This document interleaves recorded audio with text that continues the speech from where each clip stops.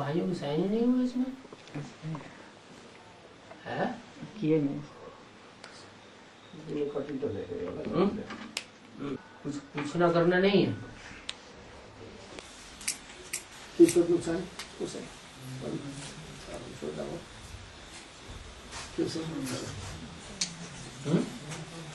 उसमें क्या है, आप जो था बोल दी, हम लोग समझ गया। बाबू ये सिक्किम जो नाम रखा है बाबू, इसका नाम के पीछे काम अभी क्या हुआ बाबू? सिक माने बीमार और कम माने कम, जो कम बीमार पड़ते हो। क्या माया जिनको कम खाती हो। माया अगर खा जाए तो ज्यादा बीमार कहेंगे कि कम बीमार कहेंगे? ज्यादा बीमार हो गए। सिक माने बीमार और कम माने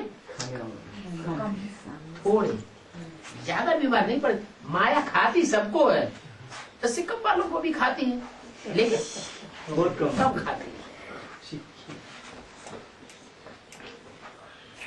सबको पता हो गया हैं? सबको पता हो गया। हाँ, सबको पता हो गया।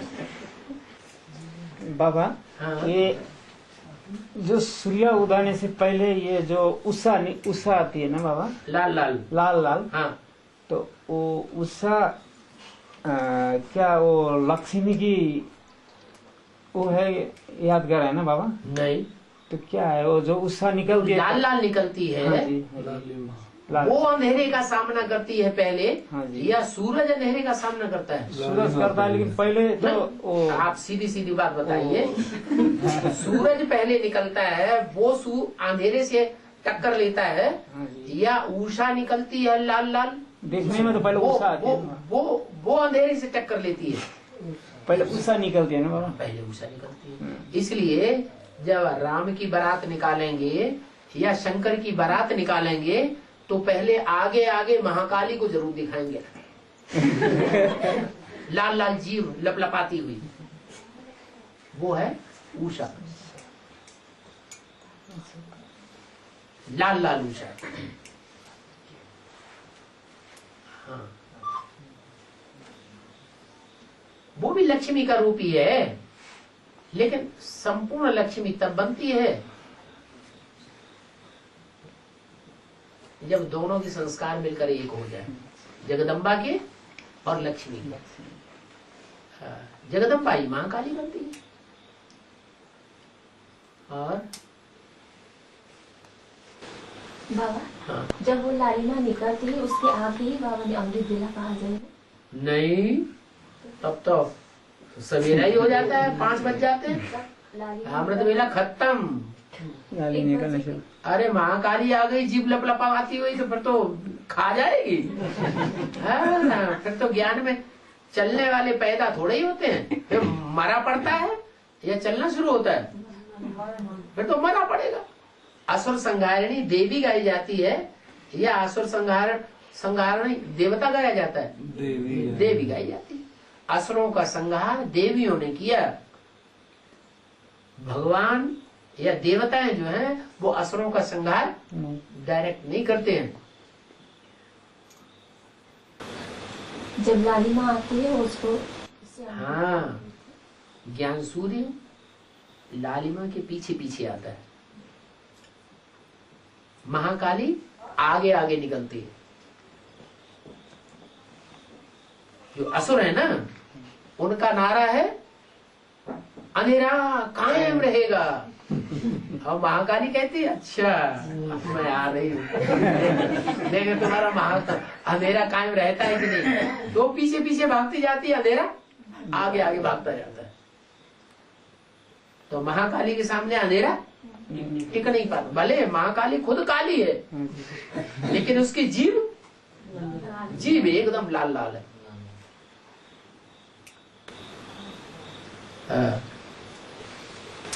बाबा फिर बोला परम धाम में जब आत्मा उतरती है तब बाबा आता है, तब सुप्रीम नीचे आता है।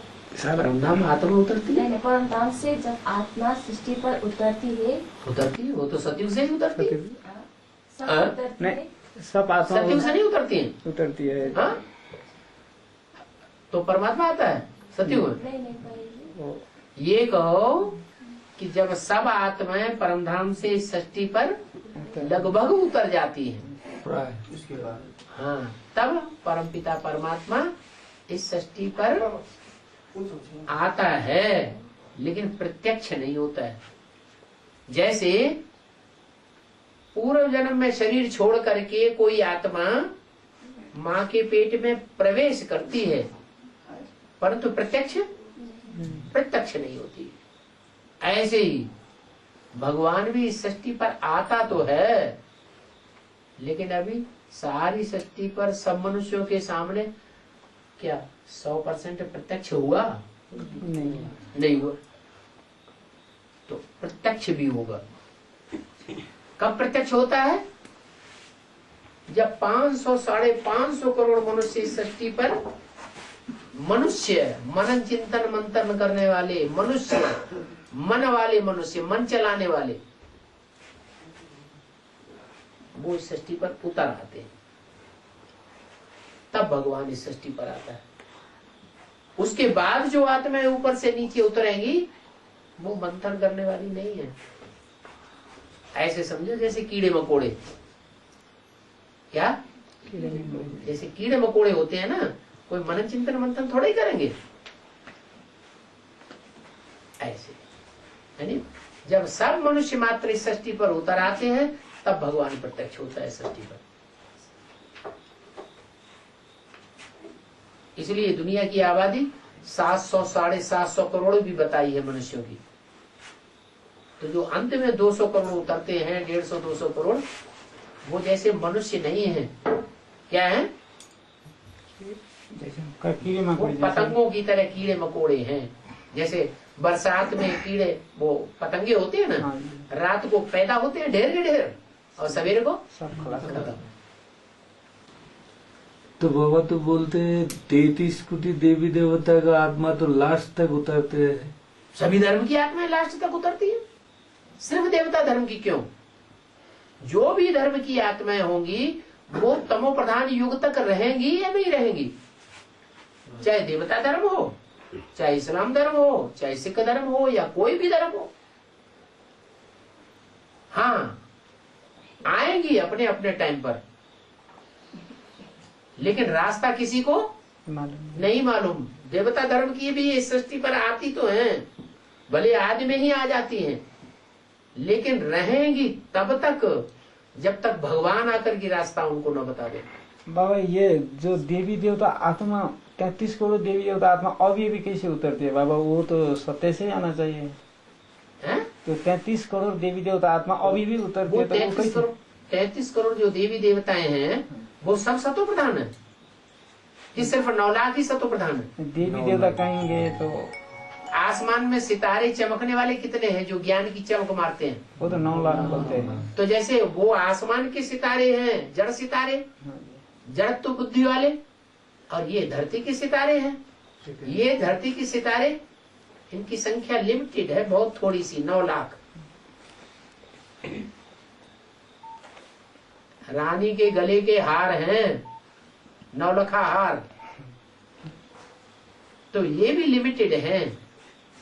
क्या ये 9 लाख आत्माएं, जिनमें 4.5 लाख हैं दिन में।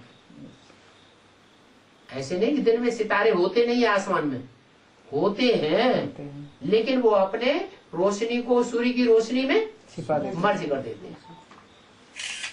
और 4.5 लाख ऐसे हैं जो रात्रि में निकलते हैं चंद्रमा के साथ और अपनी रोशनी को भी प्रत्यक्ष करते हैं। क्या? अपनी रोशनी को भी प्रत्यक्ष करते हैं। एक टाइम ऐसा भी आता है कि चंद्रमा की रोशनी खत्म हो जाती है और सितारे ही सितारे प्रत्यक्ष होते हैं। वो 4.5 लाख की स्टेज वाले हैं। अभी बीके में जो आत्मा रूपी सितारे प्रत्यक्ष हो रहे हैं, वो चंद्रमा प्रत्यक्ष हो रहा है, कि सिर्फ सितारे ही सितारे देखने में आ रहे हैं? बड़े बड़े प्रोग्राम होते हैं तो दुनिया में, सितारे सितारे देखते हैं। सितारे ही सितारे देखने में आ रहे हैं। वो रात्रि के सितारे हैं जो अपने को प्रत्यक्ष करते हैं संसार में, और वो ज्ञान सूर्य के बच्चे हैं जो अपने को प्रत्यक्ष नहीं करते। क्या करते हैं? अपने बाप को, ज्ञान सूर्य को प्रत्यक्ष करते हैं। तो ये 9 लाख आत्माएं हैं, 33 करोड़ नहीं है। फिर शिव गायन है। 33 करोड़ का 33वां हिस्सा 1 करोड़ भी नहीं है। 1 करोड़ का 10वां हिस्सा भी नहीं है। उसमें से भी 1 करोड़ 1 लाख कम 9 लाख आत्माएं हैं जो सतयुग के आदि में है। वहां से दुनिया की जनरेशन शुरू समझो। वो 9.5 लाख की तो सत्य के अंत तक में आ जाएंगे ना बाबा। 9.5 लाख नहीं, 9 लाख 9 लाख सत्य के सतयुग अंत नहीं, सतयुग के आदि के जन्म में। सत्य के आदि में ही सब तो नहीं आएंगे ना 9 लाख। सतयुग आदि के जन्म में 9 लाख, फिर दूसरे जन्म में 9 लाख से ऊपर बढ़ेंगे। हाँ, और बाबा ये आदमी जो आंखों से देख रहा है, सूर्य ग्रहण चंद्र ग्रहण चल रहा है, इसमें बेहद भी क्या है इसका? अब आप बीसीडी लगातार सुनेंगे तो एक बार नहीं, 2 बार नहीं, कई कई बार बताया है। वो इन पुराने लोगों से सुन लेना जो पुराने कई बार सुन चुके हैं, कि बता दें और अच्छा होगा। और अच्छा होगा क्योंकि आपने पूछा है। अच्छा, सूरज ग्रहण जो है वो तब पड़ता है जब बीच में पृथ्वी होती है, एक तरफ सूर्य होता है और चंद्रमा होता है। क्या? तो जो पृथ्वी वाले हैं, पृथ्वी पर रहने वाले, बीच में चंद्रमा होने की वजह से चंद्रमा की परछाया सूरज में पड़ती है, तो सूरज का व्यवसाय दिखाई नहीं पड़ता है पृथ्वी वालों को। तो पृथ्वी वाले समझ लेते हैं सूरज के ऊपर अंधेरा हो गया, सूरज अंधेरे में आ गया, अज्ञान अंधेरे में। अरे सूरज तो आपका गोला है, बीच में चंद्रमा, इस तरफ पृथ्वी और इस तरफ सूर्य। तो पृथ्वी वालों को कभी देखने में आता है कि चंद्रमा का परछाया सूरज के ऊपर पड़ गया, तो सूरज का वो हिस्सा अंधेरे में आ जाता है। तो पृथ्वी वाले क्या समझते हैं कि सूरज पर ग्रहण पड़ गया। वास्तव में सूरज तो आग का गोला, उसके ऊपर ग्रहण कैसे पड़ेगा? सूरज के ऊपर ग्रहण नहीं पड़ता, बल्कि चंद्रमा का परछाया पृथ्वी वालों के ऊपर पड़ता है। जो कहते हैं कि ज्ञान सूर्य राम वाली आत्मा के ऊपर विकारों का ग्रहण लग गया, ये विकारी है, ये माया के प्रभाव में आ गई है, ये रावण संप्रदाय है, ऐसे जो कहते हैं, भगवान को ही कलंक लगाते हैं। कलंक की तरह बता रहे हैं ना, जो भगवान राम को ही कलंक लगाते हैं, ज्ञान सूर्य है जो राम वाली आत्मा, वास्तव में उनके ऊपर परछाया पड़ता है चंद्रमा का। ज्ञान चंद्रमा है ब्रह्मा। ब्रह्मा वाली आत्मा जब भयंकर तमो प्रधान पार्ट बजाती है महाकाली के मस्तक पर, तो उस महाकाली के प्रभाव में आ जाते हैं वो। कौन? पृथ्वीवासी अंधेरे में आ जाते हैं खुद, और कहते हैं कि सूर्य के ऊपर ग्रहण लग गया। तो वो है सूर्य ग्रहण। और एक होता है चंद्र ग्रहण। चंद्र ग्रहण तब लगता है जब बीच में पृथ्वी है, एक तरफ सूर्य है, और पृथ्वी का परछाया चंद्रमा पर पड़ता है। आया समझ में? ये पृथ्वी, ये चंद्रमा, ये सूर्य। तो पृथ्वी बीच में आ गई तो परछाया पड़ेगा ना, तो चंद्रमा के ऊपर परछाया पड़ा, है ना। तो पृथ्वी वाले जो लोग हैं वो समझते हैं कि चंद्रमा के ऊपर ग्रहण लग गया। बात भी सही है, पृथ्वी का ही परछाया। पृथ्वी माने माता। ये कन्याएं माताएं क्या है? पृथ्वी है, पृथ्वी माता है। तो ये पृथ्वी माता कन्या माताओं का जो प्रभाव है वो चंद्रमा, ज्ञान चंद्रमा ब्रह्मा के ऊपर पड़ जाता है। यानी ब्रह्मा वाली आत्मा जो है वो कन्या माताओं से प्रभावित हो जाती है। जब प्रभावित हो जाती है तब समझा जाता है कि चंद्र ग्रहण लग गया। कभी कभी पूरा चंद्रमा ढक जाता है, माने चंद्रमा, ज्ञान चंद्रमा ब्रह्मा पूरा ही डूब गया अंधकार में। कौन से अंधकार में? अज्ञान अंधकार में। वास्तव में ये बातें वैज्ञानिकों ने खोली है तब समझ में आई है। और वैज्ञानिक जो है वो बुद्धि की ज्यादती है। असली बात तो भगवान आकर के बताता है कि वो चंद्र और सूर्य तो जड़ हैं। असली सूर्य और चंद्र तो रामकृष्ण की आत्माएं हैं। राम वाली आत्मा है ज्ञान सूर्यवंशी और कृष्ण वाली आत्मा है चंद्रवंशी, चंद्रमा। चंद्रवंशियों में सर्वोत्तम। जैसे चंद्रमा की 16 कलाएं होती हैं, 16 कलाओं में बांधा जाता है, वैसे कृष्ण वाली आत्मा भी 16 कला संपूर्ण बनती है। और बाबा ये दसरा के आगे होता है ना 16 श्राद्ध नवरथा, इसका अर्थ क्या है? दसरा के आगे होता है ना जो 16 श्राद्ध नवरथा बोलते हैं ना, इसका अर्थ नवलखा ये नवरात्र नवरात्रि लगातार क्या आते हैं? श्राद्ध आते हैं। ये पितरी को श्राद्ध करते हैं। हाँ, श्राद्ध करते नवरात्र हैं। आता है, हाँ। फिर दशहरा आता है। तो लगातार क्यों आया ऐसे? ये ये क्या वेद का अर्थ है क्या इसका? क्योंकि जो श्राद्ध मनाते हैं, श्रद्धा भक्ति अर्पण करते हैं, वो किसके प्रति अर्पण करते हैं? जिसने शरीर छोड़ा है उसके बाद। हैं? शरीर छोड़ने के ऊपर ये 16 दिन नहीं, जो हमारे पितर हैं, हाँ जी, जो पितर होते हैं उनके प्रति श्रद्धा भाव अर्पण करते हैं, उसको कहते हैं श्राद्ध। श्राद्ध। वास्तव में ब्राह्मणों की दुनिया की ये यादगारें हैं। ब्राह्मणों की दुनिया में ही रामकृष्ण की आत्माओं ने शरीर छोड़ा है या नहीं छोड़ा है? ब्राह्मणों की दुनिया में संगम युग में रामकृष्ण की आत्माओं ने यज्ञ में शरीर छोड़ा था या नहीं छोड़ा था? छोड़ा था। तो उनको श्राद्ध अर्पण करते हैं। और टाइम में भी आना पड़ता ना, फिर उसी टाइम में आता है तो दशहरा के सामने पहले क्यों आता है दोनों चीज? वो इसीलिए आते हैं, श्राद्ध पहले इसीलिए करते हैं कि जब तक अज्ञानता रूपी रावण मरेगा नहीं तब तक ये सब करते रहेंगे। नहीं तो बाबा ने बताया आत्मा शरीर छोड़ती है तुरंत जाकर दूसरा जन्म लेती है। उसमें श्राद्ध करने की क्या बात है? श्राद्ध की बात ही नहीं। अगर सूक्ष्म शरीर भी धारण करे तो सूक्ष्म शरीरधारी जो आत्मा है वो तो भटकती रहती है। उसको श्राद्ध अर्पण करना भी भूत पूजा हो जाती है। बाबा तो मना करते हैं इस ब्रह्मा का फोटो भी नहीं रखो। अब तुम वो शरीर छोड़ने के बाद उस भूत प्रेत को भी याद करते हो, आवाहन करते हो, तो भूत प्रेत योनि में न चले जाओ कहीं।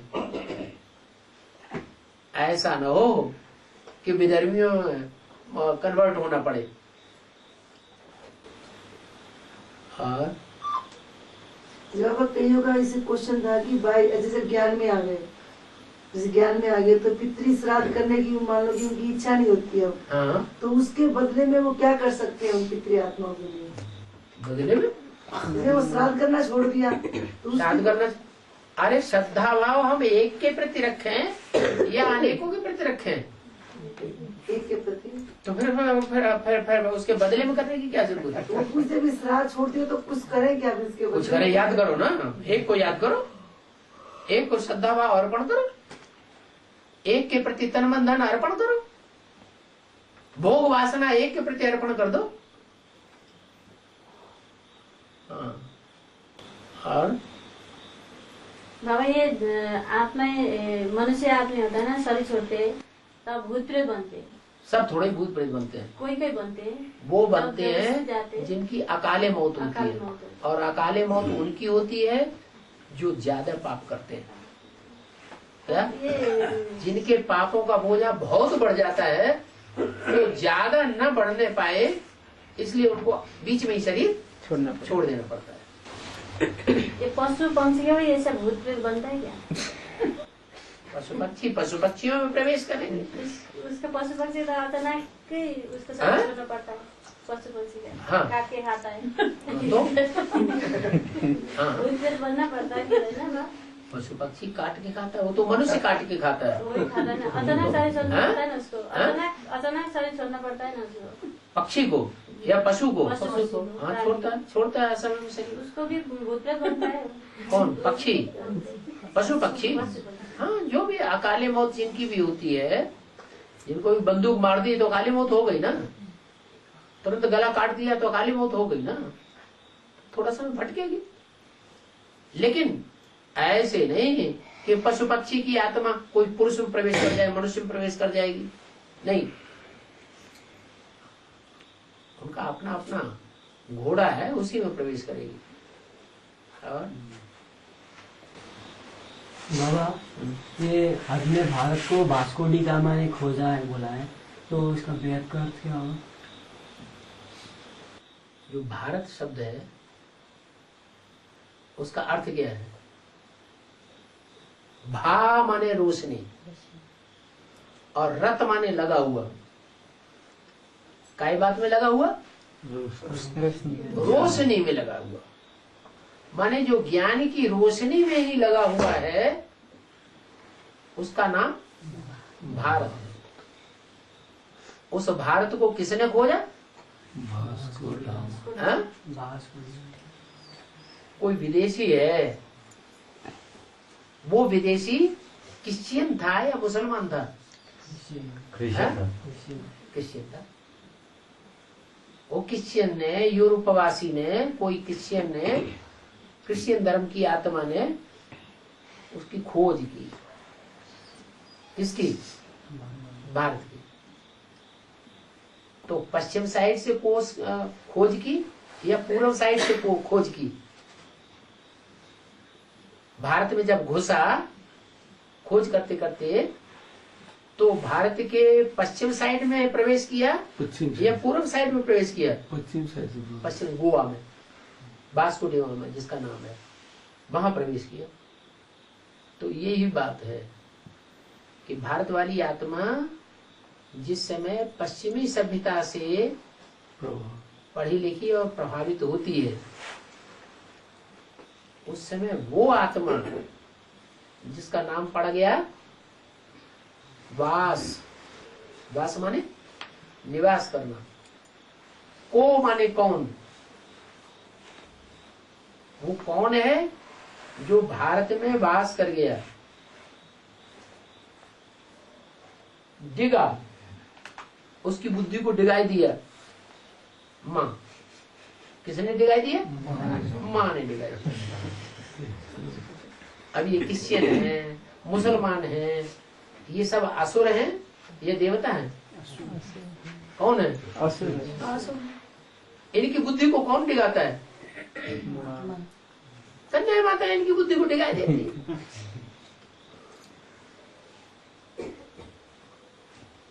कृष्ण और क्राइस्ट की राशि मिलाई जाती है।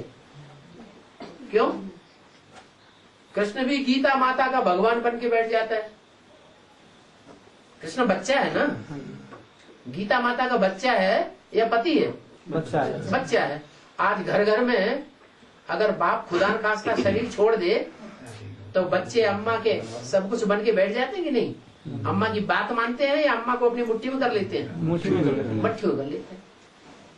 सारी दुनिया की यही आदत हो गई।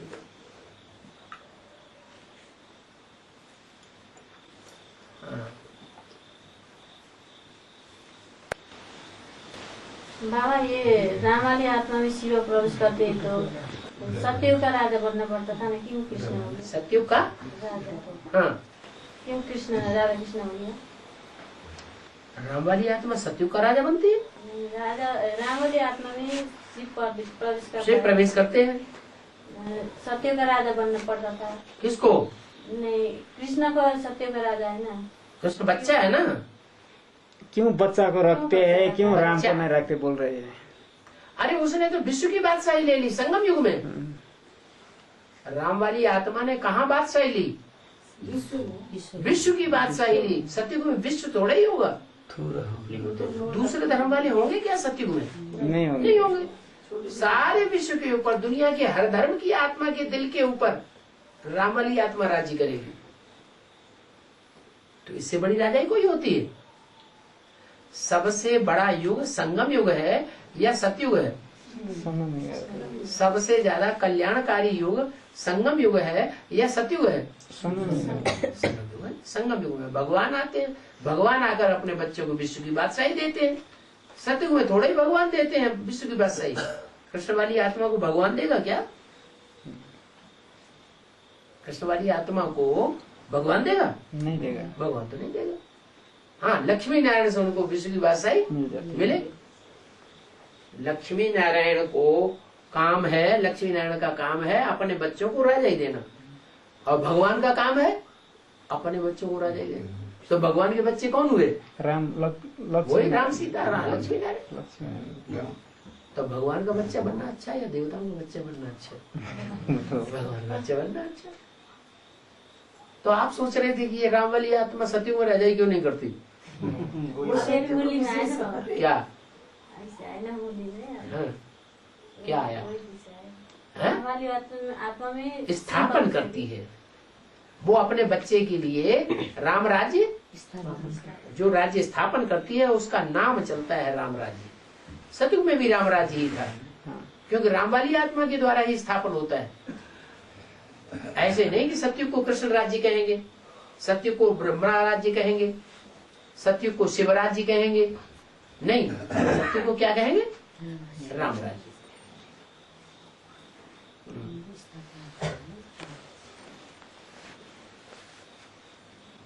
ये राम मंदिर राम बाप ही आकर बनाते हैं बाबा। अरे मंदिर माने घर। तो घर, ये घर कौन बनाएगा?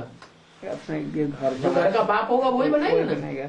हाँ? फिर ये क्यों ये सब वो दूसरा ये राम मंदिर बनाएंगे ये करके? ये गांधी जी काहे के लिए चपेट में आ जाते हैं? क्यों ऐसे चिल्लाते हैं हम राम राज्य स्थापन करेंगे? वही तो बात। गांधी कैसे राज्य स्थापन करेंगे? वही तो ऐसा भक्ति मार्ग की बातें हैं। हाँ जी।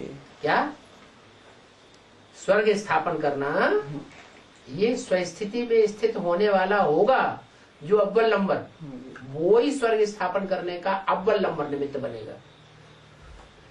जो देवहान की स्थिति में स्थित होने वाला है, हठ योग करने वाला है, वो नहीं बन सकता। गांधी जी ने तो 45 दिन हठ योग किया, भूखे रहे। भगवान हठ योग सिखाता है, राजयोग सिखाता है।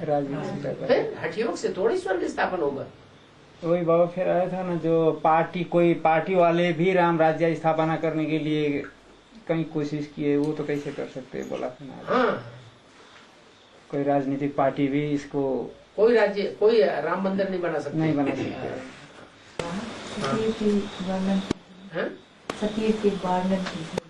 सतयुग का वर्णन कथा करें। आप कहेंगे सत्य का वर्णन करो, ये कहीं त्रेता का वर्णन करो, वो कहेंगे राम जी का वर्णन करो, वो कहेंगे नारायण का वर्णन करो,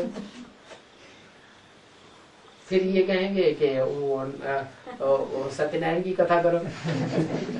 ये कहते रहे।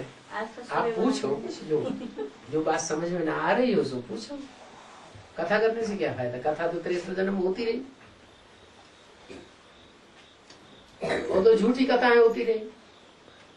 नाम दे दिया बाबा। जो सत्ययुग में हमको शरीर छोड़ना पड़ता है ना, हाँ? उससे अभी दूसरा शरीर कहाँ जाकर लेना पड़ता है नहीं कहेंगे। हाँ, ऐसा जो हमको शरीर पड़ता है, ये यहाँ कहते हैं। हाँ जी, कि हमको शरीर छोड़ना पड़ता है, मजबूरी है। हाँ जी, हाँ जी। वहाँ ऐसे नहीं कहेंगे, वहाँ तो अपने को साक्षात्कार हो जाएगा। वही शरीर छोड़ने से अब ये आयु पूरी हुई, अब ये शरीर छोड़ करके मैं आत्मा नया शरीर धारण करूं। तो वो जिस जगह पर जाता है उसको पहले साक्षात्कार हो जाता है। मैं इस घर में जाता हूँ, इस मेरा परिवार हो जाएगा। आज की दुनिया में भी बहुत से लोग ऐसे होते हैं कि शरीर छोड़ने से पहले ही बता देते हैं कि इस दिन हम शरीर छोड़ देंगे और वहां जाके जन्म लेंगे। सात्विक स्टेज है आत्मा की।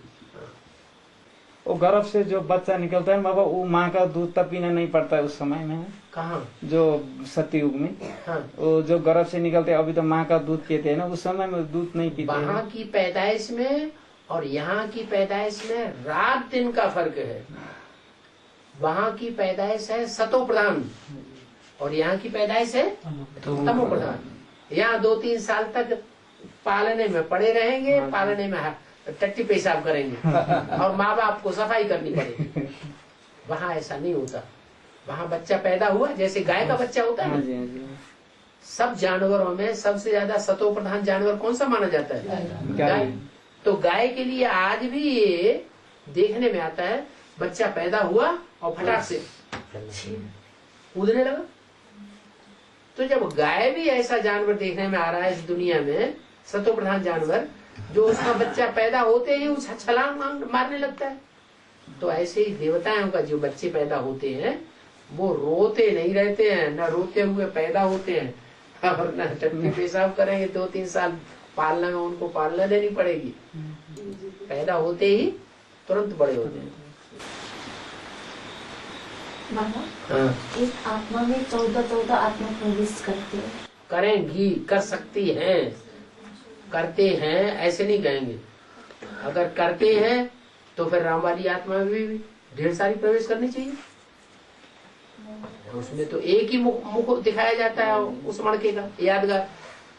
जो रुद्राक्ष के मणके होते हैं नेपाल में ही ज्यादा मिलते हैं। देखो एक और पहचान क्या, रुद्राक्ष के मणके सिर्फ नेपाल में ही पैदा होते हैं, दूसरे देशों में कहीं नहीं पैदा होते। क्या कारण है? ये यादगार है कि रुद्र ने जिन बच्चों में प्रवेश किया है, जिनका मुख का आधार लिया है, वो रुद्राक्ष के यादगार मुख वाले बच्चे नेपाल के ही होते हैं, जिन्होंने नई दुनिया की पालना की है। कोई हद के नेपाल की बात नहीं है, बेहद के नेपाल की बात है, जिन्होंने नई दुनिया की पालना की है। तो ये रुद्राक्ष के मणके कोई एक मुख वाले होते हैं, लेकिन बहुत कम मिलता है एक मुख वाला मणका। किसी ने देखा हो तो बताए। देखे बोलते हैं कि नहीं मिलता, मिलता ही नहीं बोलते, बिरला। वो क्या बोलते हैं, एक मुखी रुद्र से होता है तो वो साक्षात शंकर का स्वरूप होता है, वो तो उड़ के चले जाता है बोलते हैं। तो आज दुनिया में लोग इतने हैं, 500-700 करोड़ मनुष्य भगवान के पीछे पीछे पागल हुए पड़ रहे हैं, उन्हें मिलता है क्या? है? उन्हें भी नहीं मिलता। हम बच्चों को भी मिलता तो है, लेकिन अभी अभी मिलता है, अभी अभी माया उड़ा देती है। क्या अभी अभी बुद्धि कहती है हाँ भगवान आया हुआ है, और जब माया प्रवेश करती है तो अनिश्चय पैदा हो जाता है। तो मिला मिला न मिला बराबर हो गया। बाबा तो एक मुख का जो मणका है वो विरला मिलता है, देखने में ही नहीं आता। बाबा जो बोला है ना, सब आत्मा छोड़कर सबको लास्ट में माया खा जाती है। आपका प्रश्न पूरा हो गया। किसने ये प्रश्न किया? वो किस तरह की आत्मा में प्रवेश करती है? जो दूसरे धर्म की आत्मा है वो उनमें प्रवेश करना शुरू हो जाती है, कमजोर होगा। हाँ, जैसे बाबा ने कहा, कोई बच्चे कहते हैं मेरे में मम्मा आई, मेरे में बाबा आया। आज मम्मा बाबा की आत्मा चंद्रवंशी प्रवेश कर रही है, कल कुत्ता बिल्ला भी आ जाएगा। कुत्ता माने इस्लाम धर्म की आत्मा प्रवेश कर जाएगी, बिल्ला माने क्रिश्चियन धर्म की आत्मा प्रवेश कर जाएगी, लड़ाई लड़ने वाली। तो वो संस्कार निकलेंगे उसके। हाँ, वो संस्कार दिखाने लग पड़ेगी। इसलिए इन बातों के चक्कर में नहीं पड़ना कि इसमें मम्मा आ रही है, इसमें बाबा आ रहा है, तो चलो इनकी वाणी सुने आओ जाके। नहीं, हमें तो एक शिव बाबा दूसरा न कोई। हमें किसी को मम्मा बाबा अम्मा बाबा को नहीं पकड़ना है। बाबा ये आत्मा बैठने का जगह तो एक ही है, 14 आत्मा कहाँ बैठता है? कोई जगह स्थूल है क्या? आत्मा कोई स्थूल चीज है? आत्मा की लंबाई चौड़ाई मालूम है आपको? बिंदु है, बिंदु को चाहे जितना छोटा बनाते चले जाओ। पहले ऐसे किया तो भी बिंदु, ऐसे किया तो भी बिंदु, ऐसे किया तो भी बिंदु, और सूक्ष्म करते जाओ तो भी बिंदु। तो उसके लिए जगह की जरूरत है क्या? ऐसा लगता है एक बूंद खून की होती है और उसमें डॉक्टर जब देखता है तो सैकड़ों कीटाणु दिखाई पड़ते हैं। एक बूंद में सैकड़ों कीटाणु दिखाई पड़ते हैं और एक एक कीटाणु में सब में आत्मा है कि नहीं? तो वो तो कीटाणु है शरीर। हमारी तो मनुष्य आत्मा कीटाणुओं की आत्मा से भी सूक्ष्म है या स्थूल है? उनसे भी ज्यादा सूक्ष्म। तो स्थान की जरूरत नहीं है। ऐसे नहीं कहेंगे कि स्थान स्थान कहाँ बैठेंगे या गुम्मड़ा पड़ जाएगा यहाँ मोटा वाला, ऐसा कुछ नहीं है।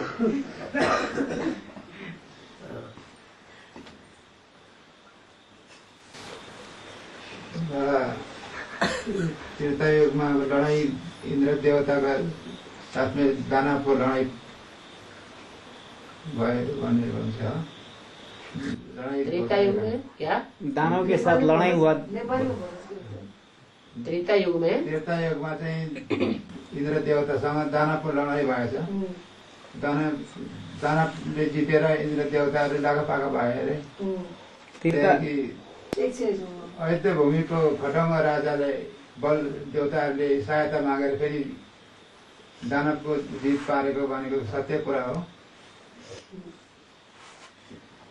वो कह रहे हैं ना कि त्रेता युग में इंद्र को परास्त किया था दानव ने। दानवों ने त्रेता युग में इंद्र को परास्त किया। अच्छा, सतयुग में क्या हिरण्यकश्यप नहीं था? उसने देवताओं को तंग नहीं किया। हिरण्याक्ष राक्षस नहीं हुआ था सतयुग में? अच्छा, द्वापर में क्या राक्षस नहीं दिखाए हैं? कलयुग में क्या राक्षस नहीं दिखाए हैं? अरे वो तो इस समय की यादगार है। ये 4 युगों का ड्रामा है, 5000 साल का। सतयुग त्रेता द्वापर कलयुग। इस ड्रामा के जो 4 सीन है, सतयुग त्रेता द्वापर कलयुग, ये संगम युग में रिहर्सल हो रही है, शूटिंग हो रही है चारों सीन की। तो यहाँ की यादगार वहां शास्त्रों में लिख दिया है। ऐसे नहीं कि त्रेता में असुर थे, सतयुग में असुर थे, नहीं। अरे राम का राज्य गाया हुआ है, कितना अच्छा राज्य था राम राज्य के लिए, जीव लपलपाते हैं लोग। वहां असुर कहाँ से आए? ये यहाँ की बातें हैं, संगम युग की सारी। जो रामायण में त्यो कहानी अहिलेको कहानी अहिलेको जुन कहानी छ त्यो कहानी संगम युगको कहानी चाहिँ अहिले बाबा आएर यहाँ काम गर्दैछन्। त्यो कहानी चाहिँ तीर्थमा गएर कहानी लेखेको।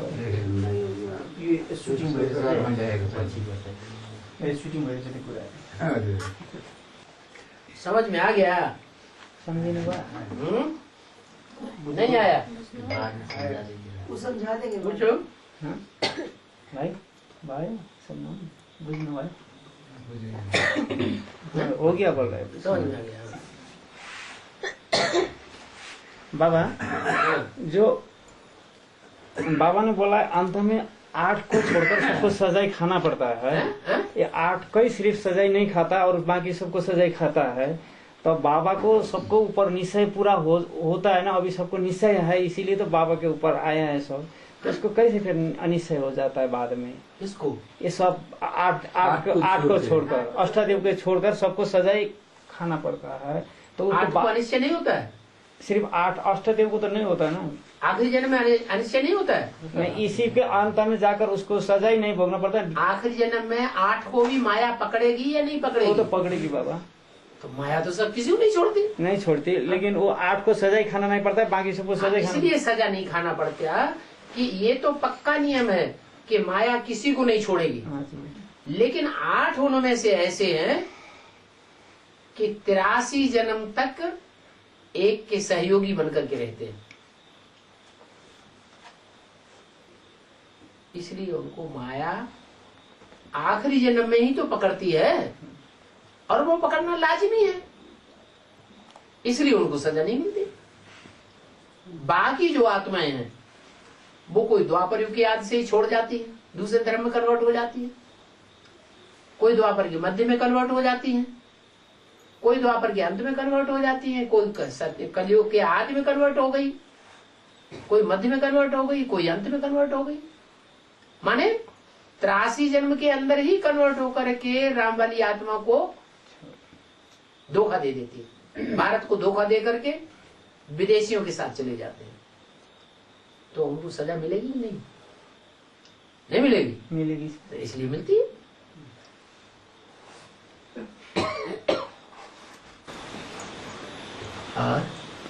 बाबा आज नहीं साहब बुलाई नहीं दी थी। राम वाली आत्मा भी तो है उसमें, वो सजा खाएगी तो साथ क्यों?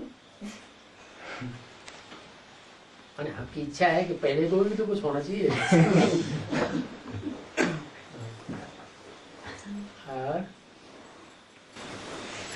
बाबा बहन और बहनोई में क्या अंतर है?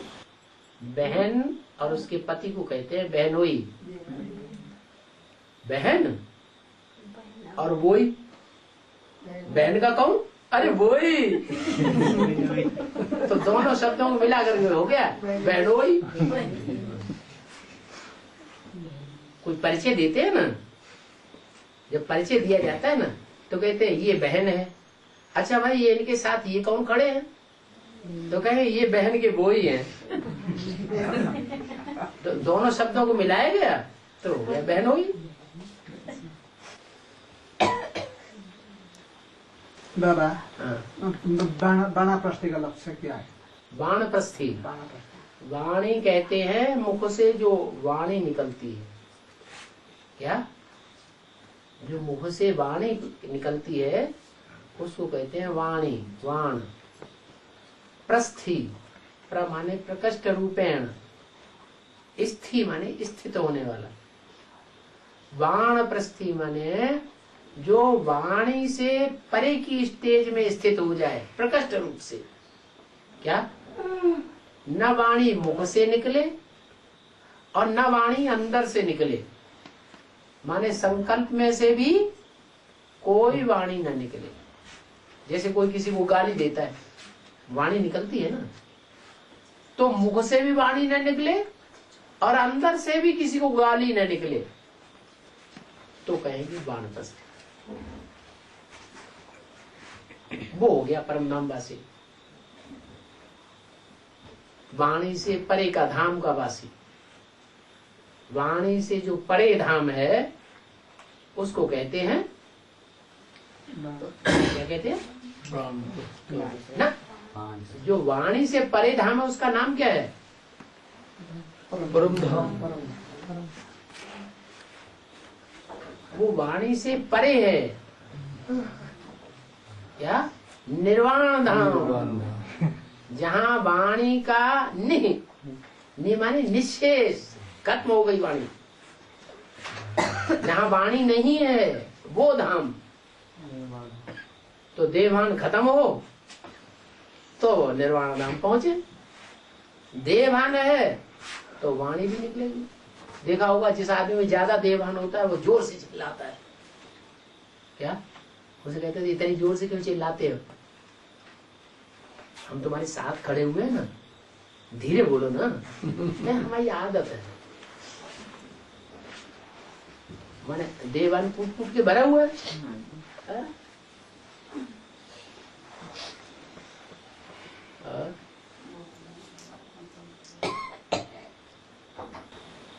ये लांगंग का क्या बता रहा हूँ? हाँ लांगांग क्या लांगंग? बता दिया, वो मालूम, सबको मालूम हो गया। क्या? लंबी गंगा। तो भूल जाते हैं तुरंत। बाबा ने शुरू में ही बताया, शुरू में बाबा ने पहले इसी से स्टार्ट किया। तो बहन जी नहीं थी, तो माता बहन जी नहीं थी ना फिर। ऐसा नहीं पूछा पहले। अच्छा, पिछली बार जब आए थे तब। वो तो गेजिंग का पूछ रही थी वसुंधरा को। पहले तो उसका पीछे लांगंगा, आज बाबा ने खुद बताया। बाबा ये परम धाम में जब आत्मा जाती है ना सब, वो बाबा एक ही साथ जाती है या पहले ही जाने शुरू करती है बाबा? वो जो अंत में बाबा जब नंबरवार जाएंगी तभी नंबरवार आएंगी, या इकट्ठी जाएंगी तो इकट्ठी आएंगी? आना तो नंबरवार आएंगे, लेकिन जाना क्या? नंबरवार भी आती भी है और नंबरवार जाती। जो पहले जाएगा वो अंत में, जो पहले जाएगा वो पहले आएगा। तो फिर बाबा ऐसा बोला ना, अंत तक बाबा तो यहीं खड़ा रहेंगे ना। जो राम बाप है वो तो अंत तक यहीं खड़ा रहेंगे। तो फिर कैसे पहले जाएंगे वो बापा? पहले ऊपर। हाँ, तो बाप तो एक सेकेंड भी कम नहीं होगा ना। ये तो परम धाम अंत तक बाप तो यहीं रहेंगे। मैंने दूसरी आत्मा पहले चली जाएंगी। यही तो पूछ रहा हूँ बाबा, क्या पूछ क्यों रहे हो? जब जो पहले जाएगा सो ही पहले आएगा। झाड़ के चित्र में आपने देख भी लिया, वो तो सब जब आत्मा जा रही है तो शंकर भी साथ में जा रहे हैं कि नहीं? ले जा रहे हैं सब आत्माओं, सब ऊपर जा रहा है। शंकर ऐसे बैठा ले जा रहा है। जो आत्माओं को ले जाने की ताकत रखता है, हाँ जी, वो पहले जाएगा या बाद में जाएगा? ऐसा देखा है ना। तो झाड़ के चित्र में सब आत्मा ऊपर जा रहा है, शंकर ऐसे बैठ रहा देखा है ना। तो सबको ले जा रहा है ना। शंकर को जो दिखाया गया सब आत्माओं को लेकर के जा रहा है ना ऊंची स्टेज में। हाँ जी। कैसे लेके जा रहा है? क्या तरीका है? तरीका है कोई कि नहीं उसके पास? वही बता रहा है, वही पूछ रहा है ना। तुम बच्चों को नैनों पर बिठा कर ले जाऊंगा।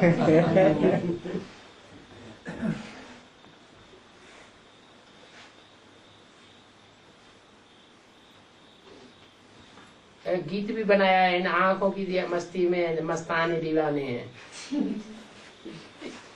दृष्टि में इतनी पावर आई हुई होगी कि उस दृष्टि की पावर से आत्माएं भूलेंगी ही नहीं। 24 घंटे उनको वो याद आता रहेगा।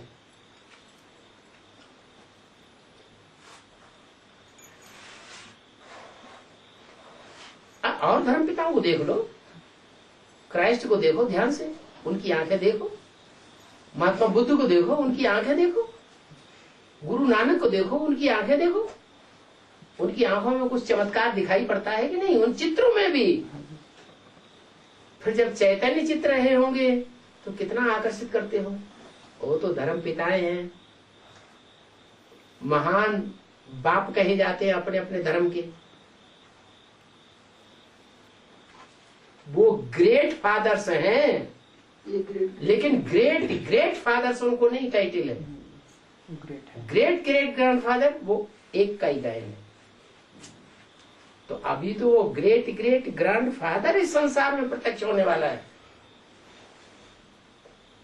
उसकी आंखों में कितना आकर्षण होगा। वैसे भी मंदिरों में जो देवताओं की मूर्तियां रखी जाती है, उनमें सबसे ज्यादा आकर्षण वाला अंग कौन सा दिखाते हैं? आंखें दिखाते हैं। प्योरिटी और इम्प्योरिटी सबसे ज्यादा आंख से ही प्रत्यक्ष होती है।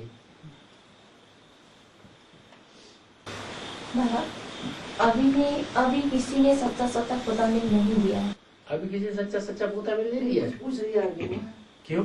बाबा ने तो बोला तुम बच्चों में अपना सच्चा सच्चा पोता मिल देने वाला कोई कोटों में एक है, और तुम कहती कोई ने नहीं दिया, कोई एक को भी उड़ा दिया। धूलावाड़ी में कोई ने नहीं दिया है ऐसे बोला, मतलब तो ये गलत बात है ना। नहीं, कोई प्रसंग नहीं बोला होगा ना, कोई ने नहीं दिया बोल कैसे कोई प्रसंग। तो ये कहो ना कि यहाँ गीजिंग में या यहाँ गाँव में कोई ने सच्चा पोता मिल नहीं दिया। वो प्रसंग के ऊपर बात चली होगी। किस प्रसंग की? जो धुलाबाड़ी में मुरली चली थी, धुलाबाड़ी में मुरली चली थी, उस समय में बाबा बोल रहे थे कि आज तक कोई किसी ने सच्चा सच्चा पोता मल दिया नहीं। सब बात दिया नहीं। क्यों? बाबा तो साथ में बाबा का महावाक्य भी बोलते हैं। अपना सच्चा सच्चा 100% सच्चा पोता मिल देने वाला कोई कोटों में करोड़ों पुरुषार्थ की करने वालों में कोई एक है जो अपना सच्चा पोता मिल भगवान को देता है। सच्चे दिल पर साहब राजी। जो सच्चा पोता मिल देता है उसके ऊपर वो साहब राजी हो जाता है। जो जितना सच्चा देगा उतना उसके ऊपर राजी होगा। या जितने लंबे समय तक सच्चाई को छुपाएगा उतना राजी नहीं होगा। जितना छिपाएगा वो तो अंत में प्रत्यक्ष हो जाएगा ना, तो भी प्रत्यक्ष हो जाएगा। उसने बताया है अंत में किसी की कोई भी बात छुपी हुई नहीं रहेगी। कोई कितना भी छुपाना चाहे, लेकिन कोई भी ऐसी मनुष्य आत्मा नहीं होगी जिसकी कोई बात छुपी हुई रह जाए। चैलेंज है बाबा का।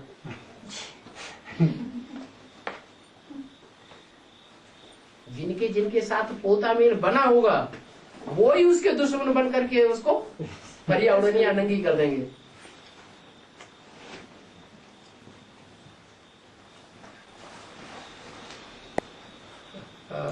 बाबा जैसे भी इतना जो एडवांस में भी प्लस ज्यादा करके इतना नींद का क्यों प्रभाव है? जो क्लास में, दृष्टि में, मुरली में, अमृत वेला में, ज्ञानी से ज्ञानी, पुराने से पुराने, योगी से हर कोई इतना अच्छा। रावण अपना प्रभाव डालेगा, रावण अपना प्रभाव डालेगा, रावण युद्ध करेगा, तो कुंभकर्ण अपना प्रभाव नहीं डालेगा?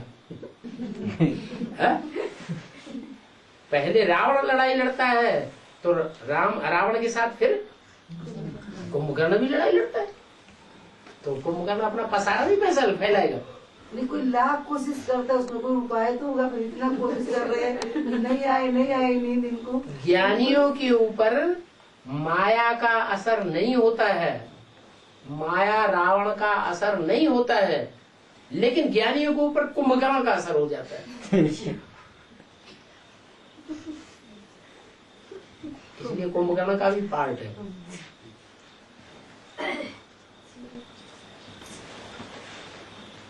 और बाबा एक मुरली में मिला है जिसका प्यूरिटी बहुत अच्छा है, उसका आँख का जो धीम गति चलता है, जिसका प्यूरिटी धारणा ऊंचा है, उसका आँख का जो गति है ना, जो धीम गति होता है, चलता नहीं, कम चलता है।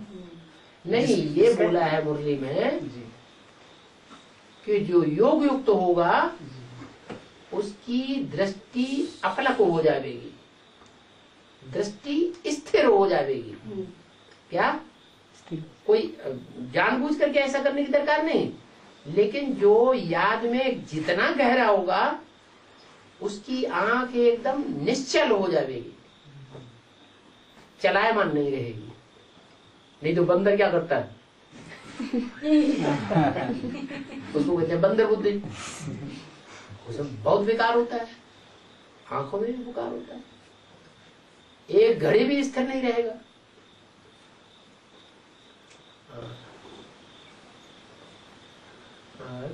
बाबा यो मानिसमा 3 किसिमको संस्कार चलिरहेको छ, मृत्यु संस्कार, विवाह संस्कार, नरण संस्कार भन्दा जन्मिँदा नरण संस्कार गर्नु पर्यो, विवाह संस्कार युवामा, अनि वृद्ध भएपछि मृत्यु भइन्छ। अब त्यस संस्कारको बारेमा चाहिँ के गर्नुपर्छ? जन्म होता है तब भी वो नौरान करना पड़ता है, साथ बच्चे का जन्म होता है उसको नौरान करना पड़ता है, नाम रखना पड़ता है, तो सारा प्रोग्राम नहीं करना पड़ता। फिर मृत्यु होती है तब भी उसका ये दाह संस्कार वगैरह करने होते हैं, फिर ब्याह शादी होती है उसका भी करना होता है। तो क्या करना चाहिए, क्या करना चाहिए, नहीं करना चाहिए? ये बात है, 3 संस्कार होता है। 3 संस्कार हो गया ना? 3 संस्कार होता है। 3 संस्कार नहीं, ढेर सारे संस्कार होते हैं। वो बोलते हैं मुख्य जो संस्कार, शादी होती है उसका भी संस्कार होता है, उसे भी संस्कार कहते हैं। यज्ञोपवीत होता है उसको भी संस्कार कहते हैं। क्या मुंडन होता है वो भी संस्कार कहते हैं, नामकरण होता है वो भी संस्कार कहते हैं। हाँ, जब मृत्यु होती है वो भी संस्कार कहते हैं, फिर 13वीं होती है वो भी संस्कार कहते हैं। ढेर के ढेर संस्कार है। वो कहाँ की यादगार है? संगम की यादगार। संगम युग में सूक्ष्म रूप में जो हुआ है वो भक्ति मार्ग में वहां स्थूल रूप में करते रहते हैं। जैसे मृत्यु हो गई, ले जाके जला दिया हिंदुओं में, तो यहाँ क्या होता है? यहाँ जो देवी देवता सनातन धर्म के जो हिंदू बन गए, वो ही आत्माएं यहाँ बाप की याद में अपने पापों को भस्म कर देती है। क्या? पाप उनके भस्म हो जाते हैं, इसलिए उनको जलाया जाता है भक्ति मार्ग में। वहाँ पाप भस्म होने की तो बात नहीं, लेकिन क्या करते हैं, शरीर को तो विकारों की लकड़ियों पे रखा और उनकी देह को भस्म कर दिया। और देह को भस्म करने से थोड़ी पाप भस्म हो जाएंगे। देह को चाहे मिट्टी में गाड़ दो, चाहे गंगा जी में फेंक दो, चाहे ऐसे ही कीड़े मकोड़ों को खाने दो, कुछ नहीं आत्मा के ऊपर असर होता है। आत्मा तो शरीर छोड़ गई, जाके जन्म लेगी। संस्कार वाले को भक्त मार्ग कर। अच्छा, ये है हिंदुओं की बात, ज्ञान मार्ग नहीं, हिंदुओं की बात, ये हुई हिंदुओं की बात। मुसलमानों क्या करते हैं, मर जाएगा तो ले जाके जमीन में गाड़ देंगे। क्यों? क्योंकि जो मुसलमान धर्म में कन्वर्ट होने वाली आत्माएं होती है वो अपने देवान को पूरा त्यागती नहीं है। जब देवान पूरा त्यागेंगी नहीं तो देवान की मिट्टी में गढ़ी की गढ़ी रह जाएंगी या जल जाएगा उनका देवान। देवान की मिट्टी में गढ़ी की गढ़ी रह जाती है, तो उनके यहाँ गाड़ा जाता है। पारसी होते हैं,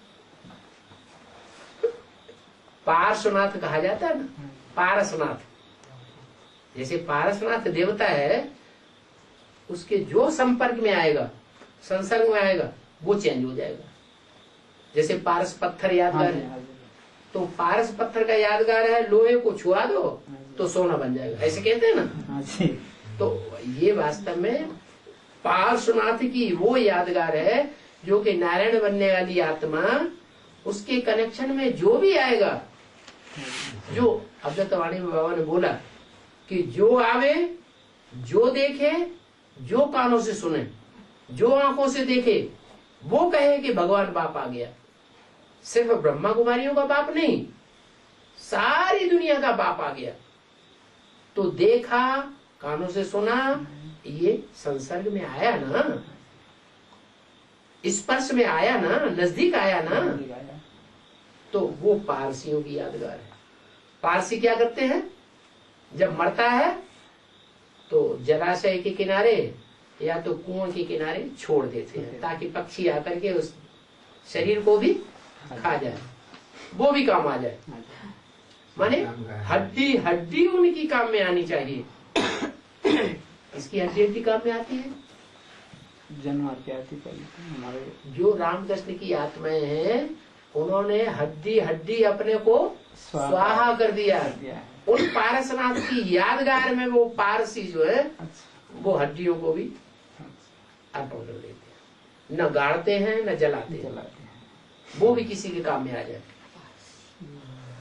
तो इस समय की सारी यादगारें बनी हुई हैं भक्ति मार्ग में। बाकी ये सब कुछ करने की दरकार नहीं है। तीनटा मुख्य काम को थियो अर्थ हामीले जति भक्ति मार्गमा काम गर्छ नि, अहिले बाबा आएर हामीलाई यो पुरुषार्थमा कोही मर्छ, कसै आदि पुरुषार्थ गरेर छोड्छ, कसैले चाहिँ पुरा एकदम आफूलाई सारा जीवन लगाइरहन्छ, त्यो दिया भान मरेको भए कोही चाहिँ दिया भानमा अलि एक दुई दिन ज्ञान सुन्छ छोड्छ, त्यसको चाहिँ लगेर शरीर पुरुष नै, अनि पुरा हड्डी हड्डी पुरुषार्थ गर्छ रामकृष्णको आत्मा। त्यो वास्तवमा संस्कार अहिलेको सङ्गमीको कहानी गर्नुपर्ने होइन क्या, हामीले सरदा सराद गर्नुपर्ने होइन क्या। बस अहिले पारस आइराखेको छ, पारसमा काम छैन अज्ञान हो। माने भक्ति मार्ग में जो कुछ भी क्रिया कर्म कांड होता है वो कहाँ की यादगार, संगम में। हम ब्राह्मणों ने जो कुछ किया है वो वहाँ स्थूल रूप में यादगार मनाते हैं, फायदा कुछ भी नहीं मनाते हैं।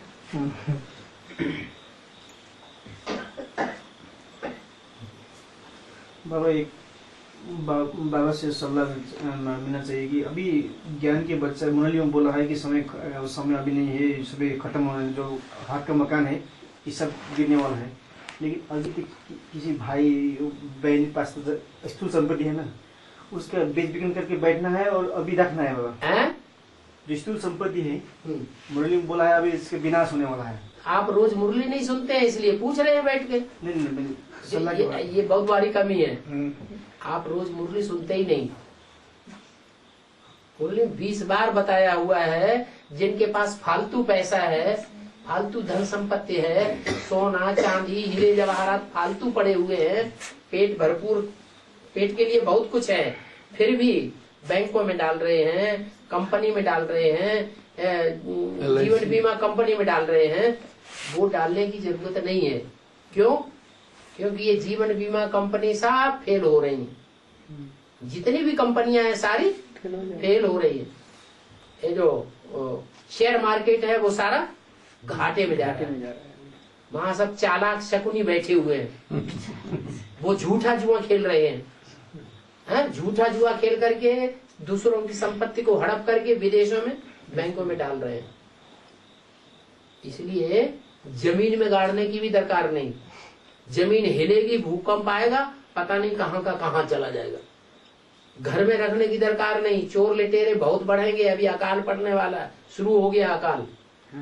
आगे चलकर पानी की बूंद नहीं मिलेगी, खाने के लिए रोटी का टुकड़ा नहीं मिलेगा, नोटों की गड्डी मिलेगी सड़क पर पड़ी हुई, लेकिन रोटी के टुकड़े नहीं मिलेंगे लोगों को। उस समय चोरा चकारी बढ़ेगी कि घटेगी? बढ़ेगी। तो घर में जो नोट छुपा के रखेंगे, सोना चांदी रखेंगे, वो भी चोर लूट जाएंगे। रहा बचा सरकार ले लेगी, इनकम टैक्स छोड़ने वाला नहीं है। तो क्या करें? मुरली में तो बता दिया है कि माउंट आबू की जमीन ऐसी है कि जब तक दुनिया का आखिरी विनाश होगा तब तक उस जमीन की कीमत दिन दूनी रात चौगुनी बढ़ती जाएगी। उसमें घाटा आने वाला नहीं है। बाकी आखिरी जब विनाश होगा तो सारी दुनिया का विनाश होगा, तो वहां भी विनाश हो जाएगा। तब तक तो भोगो या ईश्वरीय सेवा में लगाओ।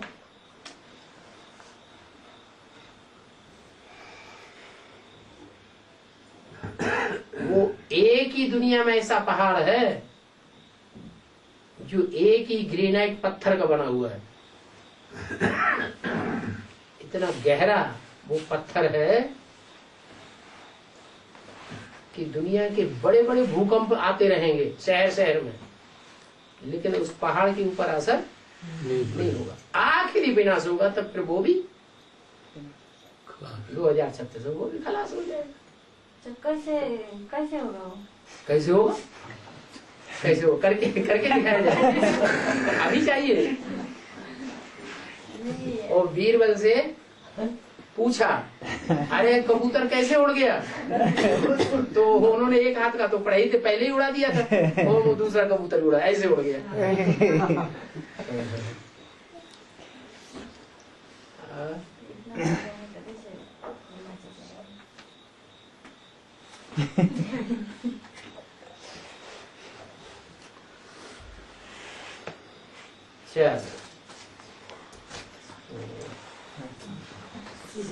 टाइम पाऊंगा ना तो जो सुबह समय नहीं मिलेगा ना, सारे बैठे हैं अभी जो भी है ना, कोड करना जो भी है ना, अभी पहले गए ना 10-15 मिनट जो भाई जी वाले बैठे, माता जी वाले बैठे, यही गए